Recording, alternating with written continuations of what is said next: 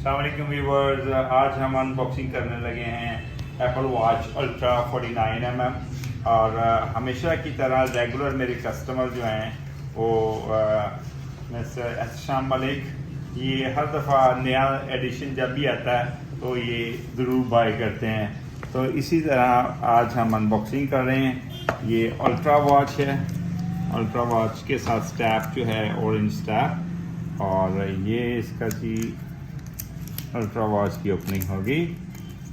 इसके फीचर्स जब आप ऑन करेंगे तो आपके सामने होंगे। और सेकंड, ये हम अनबॉक्सिंग इसकी करेंगे स्टैप की। ये अब स्टैप ओपन करने लगे हैं। इसके अंदर स्टैप है जी ऑरेंज। ये सबसे रनिंग कलर है ये वाला, और हमेशा की तरह ऑलवेज यंग, हमेशा लुक नाइस नज़र आने वाले इनको घड़ियों का शौक है एहतशाम मलिक को, और ये इन्होंने कलर अपनी चॉइस के मुताबिक लिया है माशाल्लाह। आप भी विज़िट करें London studio, Sialkot cantt chowk Ghantaghar. Thank you, अल्लाह हाफ़िज़।